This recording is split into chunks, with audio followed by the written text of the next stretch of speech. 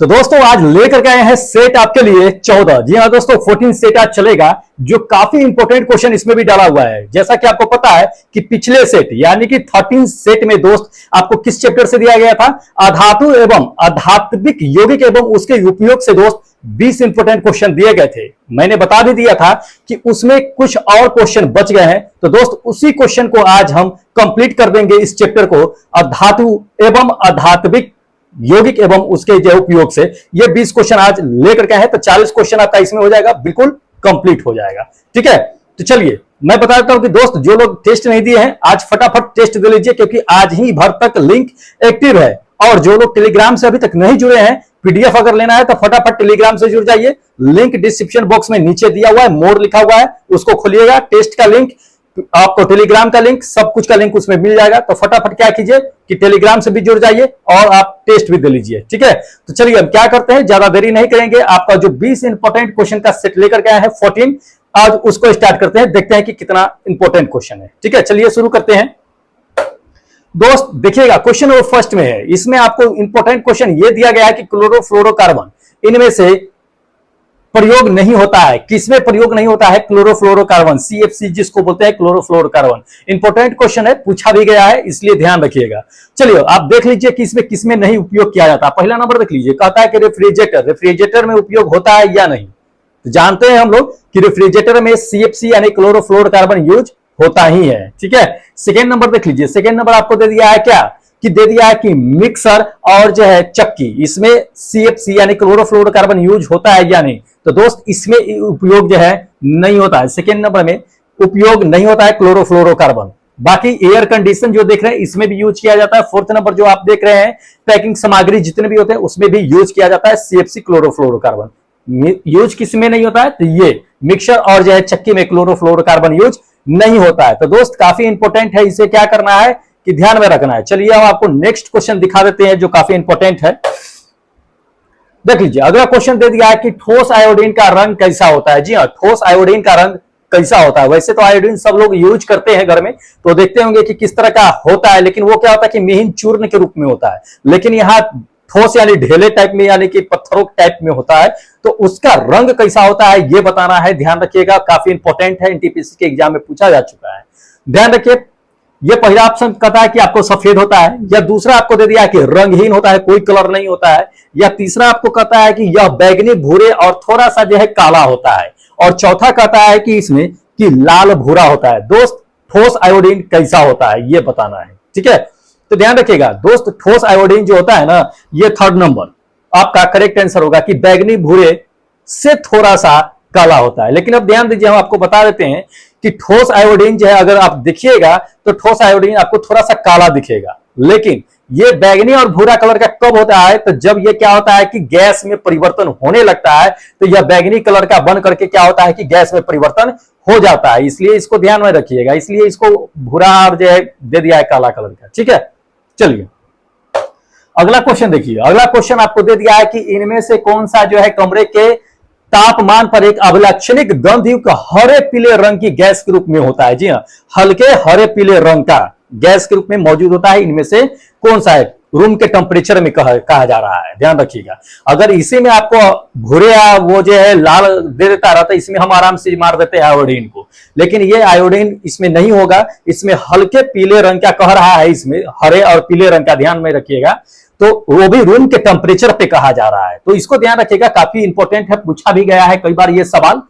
तो चलिए ऑप्शन देख लीजिए। ऑप्शन अब पहला आपको क्या दिया हुआ है कि कार्बन डाइऑक्साइड दिया है, कार्बन मोनोऑक्साइड दिया हुआ है, कार्बन मोनोऑक्साइड ये हो सकता है, या दूसरा आपको दे दिया है इसमें क्लोरीन हो सकता है, या तीसरा दे दिया है आयोडीन, और चौथा आपको दे दिया है हाइड्रोजन सल्फाइड। दोस्त कौन है जो कमरे के टेम्परेचर पर, रूम टेम्परेचर पर आपको हरे पीले रंग के गैस के रूप में मौजूद होता है? जी हाँ, तो ध्यान रखिएगा, आपको हम बता देते हैं, ये सेकेंड नंबर मेरा ऑप्शन करेक्ट होगा, क्लोरीन। क्लोरीन गैस जो होता है ना दोस्त, वो कमरे के रूम के टेम्परेचर पे आपको जो है क्या होता है कि हरे पीले रंग के गैस के रूप में मौजूद होता है। अब ध्यान रखिए, ये आपको क्लोरीन जो होता है, ये क्लोरीन आपकी बात बता रहे हैं आपको, वो क्या होता है कि वायु जो देख रहे हैं, हवा जो वातावरण जो हवा होता है उससे थोड़ा भारी होता है। वो ध्यान रखिएगा इस चीज को, थोड़ा सा भारी। भारी कितना होता है? तो लगभग 2.5 से 3 गुना जो है क्या होता है कि यह भारी होता है। अब ये जो गैस क्लोरीन जो होता है, यह लिक्विड फॉर्म में कब आता है? जैसे कि अब पानी है, जैसे हवा है, ऑक्सीजन है, जो हवा है उसको क्या करेंगे, अगर फ्रीजिंग करेंगे तो कितना डिग्री सेल्सियस पे जाकर के फ्रीजिंग हो जाता है, तो वो पानी के रूप में जो है बदलना शुरू हो जाता है। जब 100 जो है माइनस जो है जाता है 0 डिग्री सेल्सियस पे ही क्या होता है कि वो फ्रीजिंग होना पानी के रूप में बनना शुरू हो जाता है। लेकिन अगर हम इस क्लोरीन की बात कर ले तो क्लोरीन जो है लगभग हवा से 2.5 गुना भारी होता है।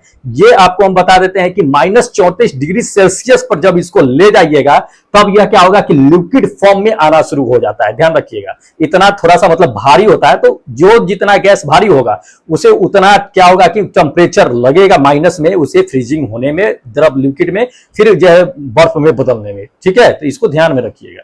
चलिए अगला क्वेश्चन देख लीजिए। अगला क्वेश्चन दे दिया है कि उत्कृष्ट गैस, ध्यान रखिएगा बहुत इंपॉर्टेंट क्वेश्चन है। उत्कृष्ट गैस, आदर्श गैस, निष्क्रिय गैस, अक्रिय गैस, नोबल गैस सब एक ही होता है।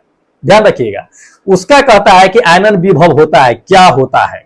ध्यान रखिए, हो सकता है सिर्फ आपको उत्कृष्ट गैस दे दे, क्योंकि हम बहुत सारे को पकड़ करके इकट्ठा करके ये चीजें हम बनाए हैं। ठीक है, कहीं आपको उत्कृष्ट गैस दे देगा, कहीं आदर्श गैस दे देगा, कहीं निष्क्रिय गैस दे देगा, कहीं अक्रिय गैस दे देगा, कहीं नोबल गैस दे देगा, तो कंफ्यूज नहीं हो गया, सबका मतलब एक ही होता है। ठीक है, तो उसका आयनन विभव क्या होता है, क्या नहीं होता है, ये बताना है। और कौन कौन होता है आपको हम बता भी देंगे कि उत्कृष्ट गैस कौन होता है। अपने नेचर में अगर देखा जाए, वातावरण में देखा जाए, तो मात्र 6 ही है जो आपका जो अक्रिय गैस यानी नोबल गैस या आदर्श गैस कहिए या निष्क्रिय गैस कहिए, वो पाया जाता है। लेकिन चलिए इसमें हम क्वेश्चन के अकॉर्डिंग पहले ऑप्शन देख लेते हैं कि आयनन विभव क्या होता है, अक्रिय गैस, नोबल गैस जो भी है वो सब का। तो ध्यान दीजिएगा, पहला ऑप्शन क्या दे दिया है, पहला ऑप्शन आपको ये दे दिया है कि यह अवधि में अधिकतम होता है, मतलब यह एक पीरियड में जाकर के क्या होता है कि अधिकतम होता है। दूसरा आपको दे दिया है इसमें कि यह अवधि में क्या होता है कि न्यूनतम होता है, पीरियड में क्या होता है कि कम होता है। या तीसरा आपको इसमें ऑप्शन दे दिया है कि यह अवधि में अधिकतम या न्यूनतम दोनों हो सकता है। या चौथा दे दिया है कि इनमें से कोई नहीं।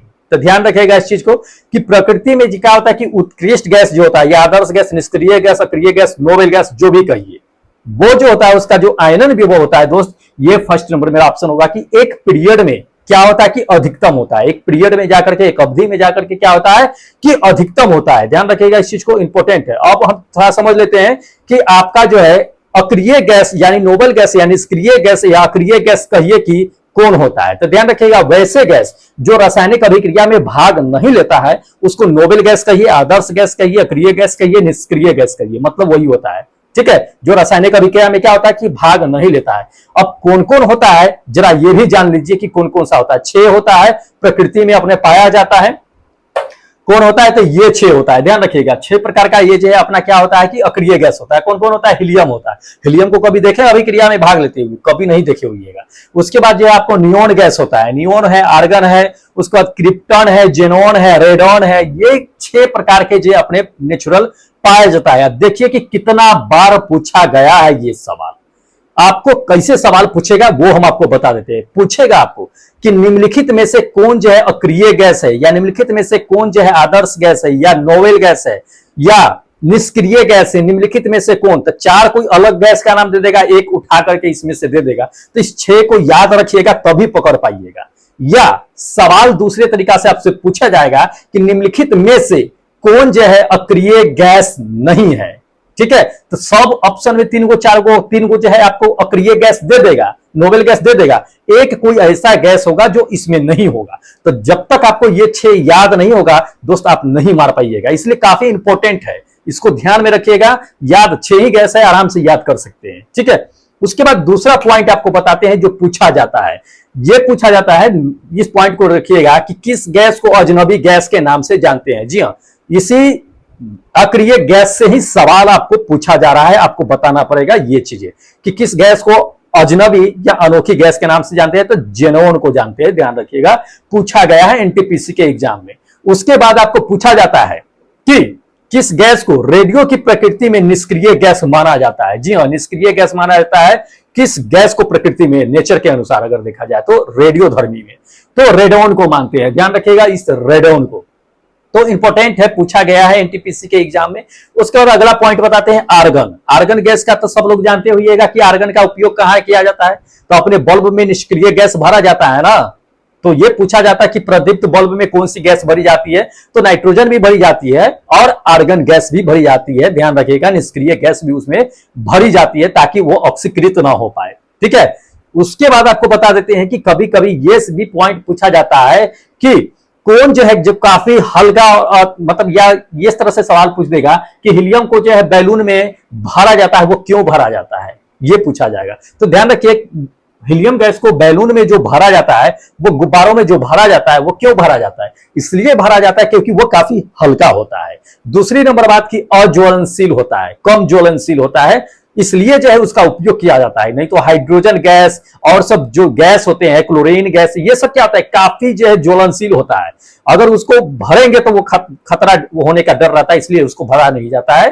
ठीक है, ज्वलनशील होता है लेकिन ये ज्वलनशील नहीं होता। तो ये सभी पॉइंट आपको अक्रिय गैस से पूछे गए हैं और पूछे जाने की संभावना है, रिपीट कर सकता है, ध्यान में रखिएगा। चलिए अगला क्वेश्चन पे हम लोग चलते हैं। अगला क्वेश्चन दोस्त इसमें दे दिया है कि दुर्लभ गैस या अक्रिय गैस। देखिए, दुर्लभ गैस या अक्रिय गैस या रेयर गैस कहिए, सामान्यतः रासायनिक रूप से अक्रिय होती है। क्यों होती है ये बताना है। ध्यान रखिए, पहला ऑप्शन क्या दे दिया आपको, क्योंकि वो हो सकते हैं कि मोनोस्टोमिक जो है होती है, इस वजह से होती है, या दूसरा आपको दे दिया है कि उसकी आयनन क्षमता कम होती है, इस वजह से होती है, या तीसरा आपको दे दिया है इसमें कि उसका इलेक्ट्रॉनिक विन्यास स्थिर रहता है, इस वजह से, या चौथा इसमें आपको दे दिया है कि इसमें क्या होता है कि इलेक्ट्रॉनिक्स बंधुता होती है, इस वजह से क्या होती है कि वो अक्रिय होती है, किस वजह से होती है। तो ध्यान रखिएगा, आपको बता देते हैं कि दुर्लभ गैस जो होती है, रेयर गैस जिसको अक्रिय गैस कहते हैं, वो रासायनिक रूप से अक्रिय इसलिए होते हैं क्योंकि थर्ड नंबर, क्योंकि उनका इलेक्ट्रॉनिक विन्यास स्थिर होता है, स्टेबल होता है। ठीक है, इसलिए क्या होते हैं कि वो अक्रिय गैस के रूप में होते हैं। तो इसको ध्यान में रखिएगा, काफी इंपॉर्टेंट है, पूछे जाने की संभावना है। चलिए नेक्स्ट क्वेश्चन दिखाते हैं। अगला क्वेश्चन देख लीजिए। अगला क्वेश्चन इसमें दे दिया है कि रबर को ताकत प्रदान करने के लिए, मुलायम रबर होता है, उसको ताकत प्रदान करने के लिए क्या होता है कि अधिक लोच और जो है क्या होता है कि उसमें स्थायित्व प्रदान करने के लिए सल्फर और जो है क्या होता है कि ताप से उपचारित करने की प्रक्रिया को क्या कहा जाता है। अब क्वेश्चन को समझ लीजिए, थोड़ा सा इसको पढ़ लीजिए और समझा भी देते हैं। कहने का मतलब यह होता है कि रबर काफी मुलायम होता है, लेकिन उसको क्या किया जाता है कि कठोर बना दिया जाता है। टेम्परेचर पे रबर को गर्म किया जाता है, उस पे जो सल्फर मिला करके उसको कठोर बना दिया जाता है। तो उस क्रिया को क्या कहा जाता है, अब समझ लीजिए मेरे भाषा में, यही कहा जा रहा है क्वेश्चन में। ठीक है, तो उस क्रिया को क्या कहते हैं ये बताना है। ऑप्शन नंबर पहला देख लीजिए, कहता है कि हाइड्रेशन कहते हैं, दूसरा इंसुलिनेशन कहते हैं, या तीसरा आपको दे दिया है कि वोल्केनाइजेशन कहते हैं, या चौथा दे दिया है कि दहन कहते हैं। दोस्त क्या कहते हैं, तो ध्यान रखिएगा, रबर अगर मुलायम है उसको आग पे गर्म करके उस पे जो सल्फर मिला करके अगर उसको कठोर बनाया जाता है तो दोस्त उस प्रक्रिया को वोल्केनाइजेशन कहते हैं। क्या कहते हैं, वोल्केनाइजेशन। थर्ड नंबर ऑप्शन है, ध्यान रखिए। अब ध्यान रखिए इस चीज को, सिर्फ रबर को ही कठोर क्यों बनाया जाता है, रबर को ही नहीं बनाया जाता है, ध्यान रखिएगा इस चीज को। रबर जैसे जितने भी मुलायम होते हैं या रबर से जितने भी संबंधित होते हैं, उन सभी को कठोर बनाने के लिए उसमें क्या किया जाता है कि सल्फर मिलाया जाता है, ध्यान रखिएगा। अब फॉर एग्जांपल आपको बता देते हैं, जैसे कि साइकिल का टायर हो गया, मोटरसाइकिल के टायर हो गए, वो भी रबर से ही बनता है। वो प्रारंभिक स्टेज में अगर देखा जाए तो काफी मुलायम होता है, लेकिन उसको सल्फर मिला करके काफी कठोर बना दिया जाता है। ठीक है, उसके बाद आपको जूते पहनते होइएगा, तो जूता का क्या भी होता है कि उसमें जो है किया जाता है, उसमें भी आपको सल्फर मिलाया जाता है। हौज के जो पाइप देखते हैं इतने कड़े होते हैं, क्यों होते हैं, वो भी प्लास्टिक का ही होता है, तो प्लास्टिक के रूप में कड़ा हो जाता है, ध्यान रखें, उसमें सल्फर मिलाया जाता है। हॉकी स्टिक जो देखते हैं आप, कभी कभी प्लास्टिक वाला जो रबर टाइप का होता है वो देखिएगा, वो काफी क्या होता है कि उसमें कठोर होता है, उसमें भी क्या होता है कि आपका जो है सल्फर मिलाया जाता है। तो वो क्या होता है कि रबर को गर्म करके उसमें सल्फर मिलाने की प्रक्रिया वोल्केनाइजेशन कहलाता है। इस चीज को याद रखिएगा, काफी इंपॉर्टेंट है और पूछा जाता है। ठीक है, चलिए नेक्स्ट क्वेश्चन पे लेके चलते हैं आपको।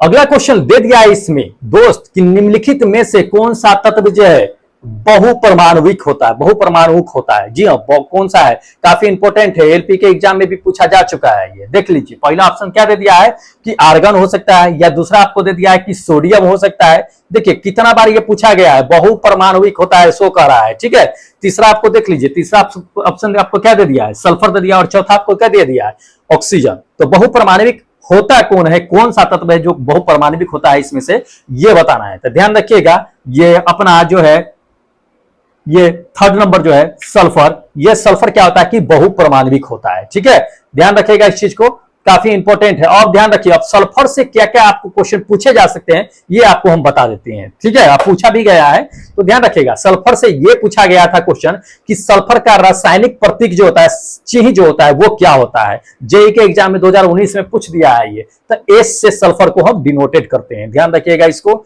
उसके बाद सल्फर यानी कि गंधक, ध्यान रखिएगा। दूसरा पॉइंट देखिए, गंधक का दिया यानी सल्फर मतलब किस प्रकार का खनिज है, तो अधात्विक हो, ये क्या है, अधात्विक है। एनटीपीसी के एग्जाम में भी ये पूछ दिया है। उसके बाद आपको पूछा जाता है दोस्त कि सल्फर जो अपना नाम लिया है सल्फर, वो कहां से लिया है।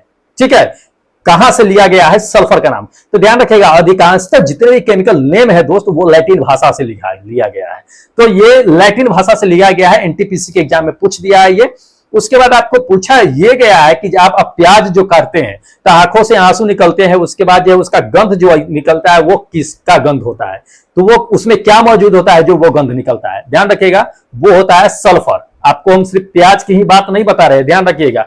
लहसुन हो गया, अंडा हो गया, सरसों का तेल हो गया, ये सबसे जो स्मेल निकलता है, गंध निकलता है, उस सब में भी सल्फर पाया जाता है। ध्यान रखिए, पूछा भी गया है इसलिए इंपॉर्टेंट है, छोड़ना नहीं है, पूछा जा सकता है आप लोगों से भी। ठीक है, चलिए अगला क्वेश्चन देख लीजिए। अगला क्वेश्चन इसमें दे दिया कि डैश की उपस्थिति के कारण हमें क्या होता है कि गंध महसूस होता है, जिससे क्या होता है कि हमें एलपीजी सिलेंडर के लीक होने का पता चलता है। ठीक है, तो क्या मौजूद होता है इसमें, जो सिलेंडर जो होता है, एलपीजी सिलेंडर जो होता है वो लीक होता है, तो हमें उसकी गंध से पता चल जाता है कि अरे कहीं ना कहीं सिलेंडर लीक हो रहा है। ठीक है, किसकी उपस्थिति की वजह से, ध्यान रखिएगा इसमें किसकी उपस्थिति की वजह से।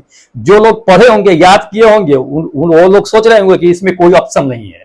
जी हाँ, बहुत लोग सोच रहे होंगे कि इसमें कोई तो ऑप्शन ही नहीं है, लेकिन बता देते हैं आपको कि कौन सा ऑप्शन है, कौन सा ऑप्शन नहीं है। ध्यान रखिएगा, ये चीजें हम बिल्कुल क्लियर करके आपको बताएंगे, ऐसे नहीं बताएंगे। तो एलपीजी जो अगर लीक होती है तो उसका जो स्मेल आता है उसमें कौन सी गंध होती है, तो ये ध्यान रखिएगा, ये थर्ड नंबर मेरा ऑप्शन करेक्ट होगा। क्या सल्फर के यौगिक होते हैं, ध्यान रखिएगा। अब कहिएगा कि नहीं अब तो गलत बता रहे हैं, ये नहीं होता है, सल्फर के यौगिक नहीं होता है, उसमें क्या होता है कि मिथाइल मर्केप्टन होता है, जिसके वजह से क्या होता है कि गंध आता है। तो जी हाँ, मिथाइल मर्केप्टन होता है, आप ध्यान रखिएगा, मिथाइल मर्केप्टन होता है। लेकिन ध्यान रखिए, मिथाइल मर्केप्टन जो होता है किसका मिश्रण होता है, हाइड्रोजन सल्फाइड और मेथनॉल का मिश्रण जो होता है उसी को मिथाइल मर्केप्टन के नाम से जानते हैं। और मिथाइल मर्केप्टन ही गैस सिलेंडर में डाला जाता है, जिसके लीक होने से हमें स्मेल पता चलती है, तब हम पता लगाते हैं कि कहीं ना कहीं सिलेंडर क्या है कि लीक हो रही है। तो हम आपको क्या ऑप्शन बताए हैं, ऑप्शन यही ना बताए हैं कि सल्फर के यौगिक। तो सल्फर का यौगिक कौन, हाइड्रोजन सल्फाइड। यौगिक क्या होता है कि जो दो या दो से अधिक तत्व आपस में मिल करके एक नए जो यौगिक का निर्माण करता है वही तो यौगिक होता है, एक नए पदार्थ का निर्माण करता है वो यौगिक होता है। तो हाइड्रोजन सल्फाइड है, ये एक यौगिक है। ठीक है, ध्यान रखिएगा। तो मर्केप्टन में ये दोनों का मिश्रण पाया जाता है, पूछा भी जा सकता है आपको कि मर्केप्टन जो है किसका मिश्रण होता है, तो ध्यान रखिएगा, कंफ्यूज मत होइएगा। चलिए अगला क्वेश्चन देख लीजिए। अगला क्वेश्चन आपको दे दिया है कि निम्नलिखित तत्वों में से कहता है कि कौन सा तत्व जो है समान परमाणु वाले के साथ जो है संयोजित हो करके बड़े अणु उत्पन्न करने की विशिष्ट योग्यता रखता है। जी हाँ, कौन सा तत्व है ये बताना है इसमें। पहला ऑप्शन देख लीजिए, पहला ऑप्शन इसमें दे दिया आपको कि एल्युमिनियम है, या दूसरा दे दिया कि हाइड्रोजन है, या तीसरा आपको इसमें दे दिया कि कार्बन है, या चौथा दे दिया नाइट्रोजन है। कौन है, ठीक है, जो बड़े तत्व को भी उत्पन्न करने की क्षमता रखता है, अपने अंदर विशिष्ट योग्यता रखता है।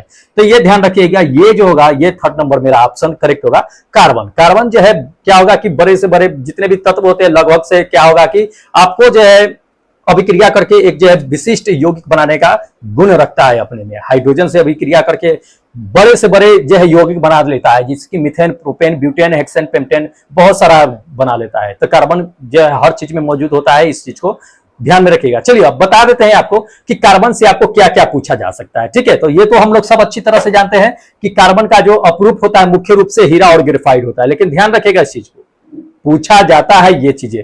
फ्लोरेंस और आपको बता देते हैं ग्राफीन और कोक भी कार्बन के अपरूप है, मुख्य रूप से हीरा और ग्रेफाइट ही है, लेकिन आपको फ्लोरेंस, ग्राफीन और कोक भी क्या है कि कार्बन के अपरूप है। कई बार पूछा गया है अब पूछा जाएगा आपको कि निम्नलिखित में से कौन सा कार्बन के अपरूप है, तो मार दीजिएगा ये चारों में से कोई अगर ऑप्शन आपको दिख जाए तो। सबसे ज्यादा इंपॉर्टेंट इसमें ग्राफीन है, जो आपको घुमा के दे सकता है, या कोक। ग्राफीन या कोक जो है सबसे ज्यादा घुमा करके आपके देने वाला क्वेश्चन है।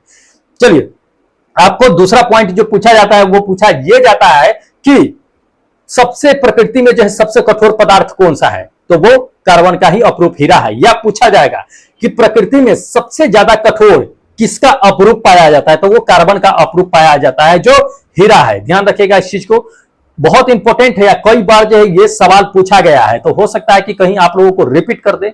अगला आपको पॉइंट ये पूछा जाता है आपको कि हीरा के बाहर में जो मुक्त इलेक्ट्रॉन्स होते हैं वो कितने होते हैं, तो दोस्त हीरा के बाहर जो मुक्त इलेक्ट्रॉन्स होते हैं वो होते ही नहीं है, 0 होते हैं। इसी वजह से क्या होता है कि हीरा काफी कठोर होता है। ध्यान रखिएगा, हीरा का कठोर होने का कारण यही है कि बाहर में उसका फ्री इलेक्ट्रॉन्स नहीं होता है। ध्यान रखिएगा, तो ये पूछा गया है आपको। उसके बाद आपको हम बता देते हैं कि ये पूछा जाता है कि प्रकृति में अपरूप जो है कठोर, तो ये तो बता ही दिए, कठोरतम जो है आपका हीरा ही, कार्बन का ही जो अपरूप होता है हीरा। उसके बाद आपको ये पूछा जाता है कि लेखन पेंसिल में क्या होता है, जो लिखते हैं पेंसिल उसमें क्या मौजूद होता है, ये तो दोस्त ग्रेफाइट मौजूद होता है। ध्यान रखिएगा, पूछा गया है। उसके बाद आपको पूछा यह भी गया है कि कार्बन के किस कार्बन के किस रूप का उपयोग जो है स्नेहक, शुष्क स्नेहक के रूप में इस्तेमाल करते हैं, तो वो ग्रेफाइट का करते हैं। ध्यान रखिएगा, पूछा गया है, इंपॉर्टेंट है। उसके बाद पूछा गया है कि ग्राफीन क्या है। जी हाँ,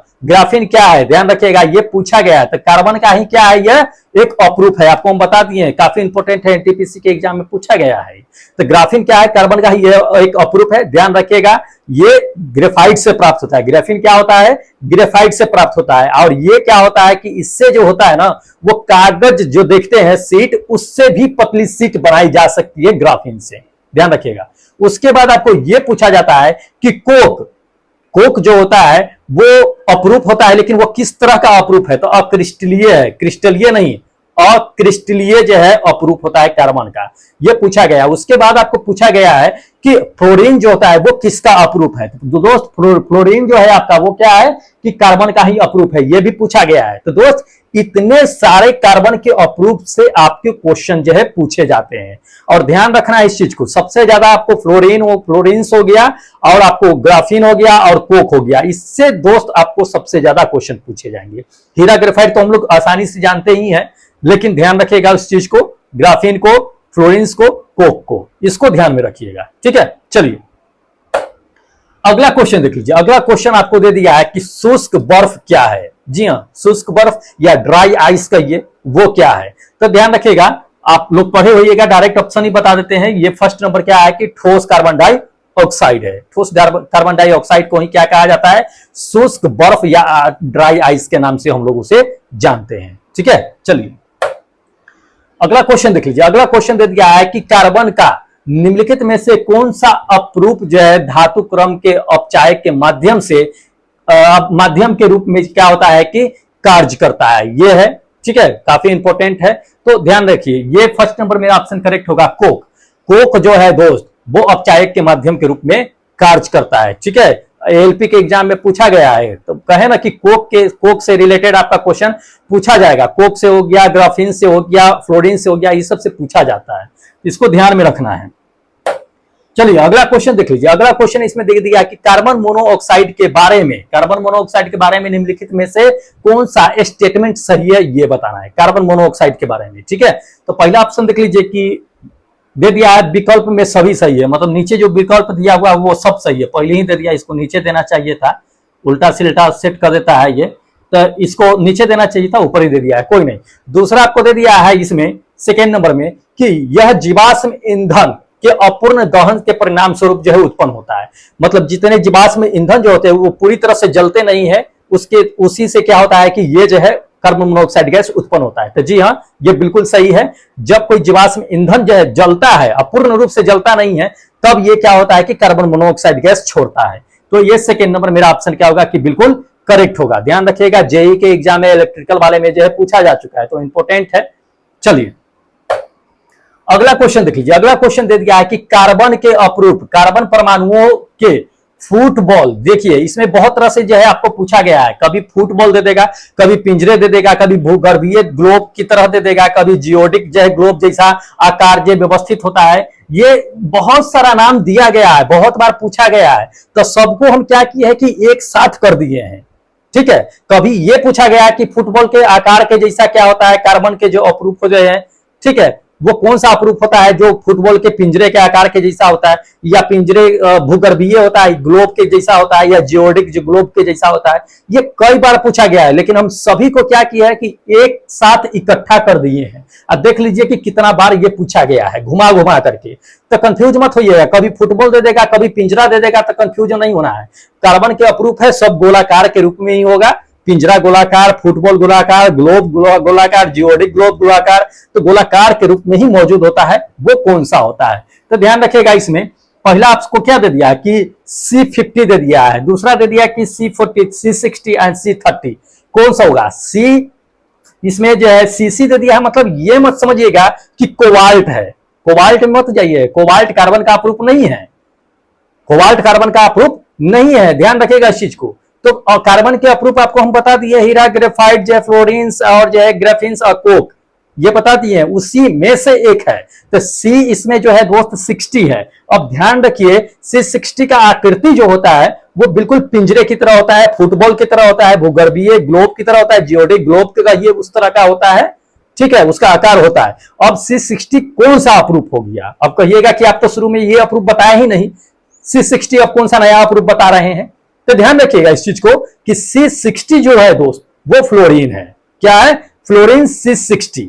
ध्यान रखिएगा, कार्बन का अपरूप होता है और इसका आकार जो होता है वो बिल्कुल गोलाकार होता है, फुटबॉल के जैसा होता है या ग्लोब की तरह होता है। ध्यान रखिएगा इस चीज को, ये पूछा जाता है, तो इसको ध्यान में रखना है। चलिए, कंफ्यूजन नहीं होना है। अगला क्वेश्चन देख लीजिए। अगला क्वेश्चन इसमें दे दिया है कि सीसा पेंसिल में शीशे की प्रतिशत कितना होता है। जी हाँ, सीसा पेंसिल होता है, उसमें आपको शीशे की प्रतिशत मात्रा बताना है कि कितना है। कंफ्यूज करने वाला है क्वेश्चन, ध्यान रखिएगा। इसी तरह से आरआर भी जो है कंफ्यूज करता है।